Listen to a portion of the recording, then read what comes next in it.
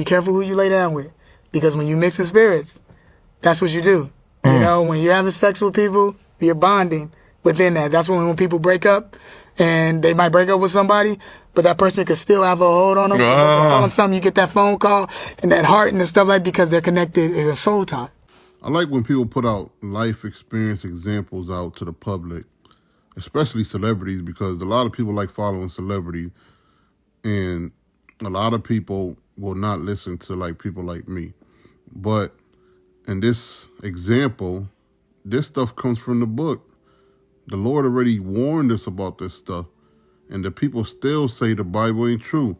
Know ye not that your bodies are the members of Christ? Shall I then take the members of Christ and make them the members of an harlot? God forbid. He said, don't do that, because there's a lot of problems that go with this stuff. And he's explaining it to Shannon Sharp. What? Know ye not that he which is joined to an harlot is one body? For two, saith he, shall be one flesh. But he that is joined unto the Lord is one spirit.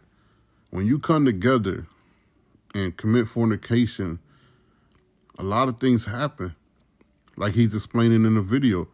And if you've been that type of person that had multiple people, I can guarantee you remember every single person that you done lay down with like it was yesterday.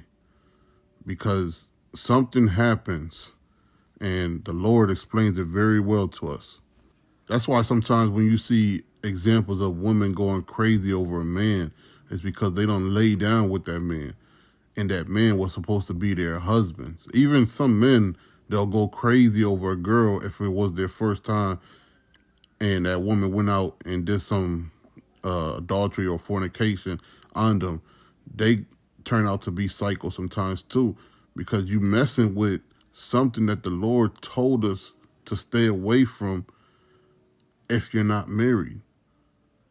You can't do this kind of stuff and not expect consequences to happen. Flee fornication. Every sin that a man doeth is without the body, but he that committed fornication sinned against his own body. Stay away from this stuff.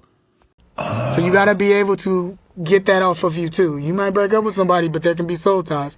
You don't know what they're connected to as well. Anybody you've ever laid down with, I want you to say, take my spirit out of them. Say their name, and then take their spirit out of you and say that. And so if anybody's listening, they need to really do that. Because the thing about it is that you take all that to different relationships, and you take that wherever you go. You have a homie here, you know, and you see the difference within them. It could be the spiritual connection that they have with someone that needs to be broken because it's a toxic. You know what I mean? And demonic when in that way.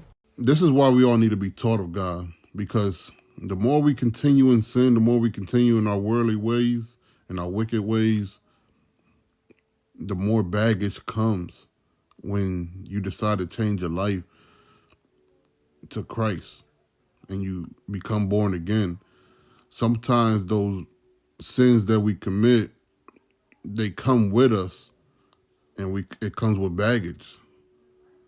And this is why we have to teach others not to do those, especially the younger generation, since we know better. Marriage is honorable and all, and the bed undefiled, but whoremongers and adulterers God will judge. Just for being a whoremonger, jumping from woman to woman, or jumping from man to man, God said he's going to judge that stuff. That should scare you alone. But you see a lot of people out here, especially, you know, the women, a lot of baby moms, no dad around. They on their 5th, 6th, 7th baby daddy, and their life is just all twisted and messed up, because that's not the way it's supposed to be. But like I said, we got to teach our younger generation, you know, if we fell in that stuff, teach our younger generation not to do those things, not to commit those things. And that's the last thing I'm going to bring up on this subject. There's a lot more we could get into, a lot of more verses we could get into, a lot of more examples we could get into, but I'd like to keep it short for, you know, some people's attention span isn't that long. So this verse here is taken out in a lot of these other versions. As you can see, as you can hear, I'm using the King James Bible, and I use it for a reason. This verse here is very important in changing a sinner's life.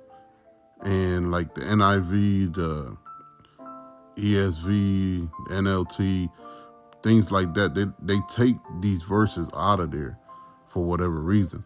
But I know the reason. Like I told y'all, this verse is very important for a sinner that's trying to convert and become born again. You have to fast and you have to pray a lot. Howbeit, this kind goeth not out but by prayer and fasting.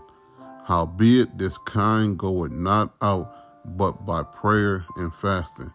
That's very important. And these other versions are taking this verse out of their books. So like I said, I hope we could teach the younger generation. If this was you, if you're going through this, you have to seek the Lord and become born again and become a new creature. Study his word, pray, fast. It's the only way it's going to go out.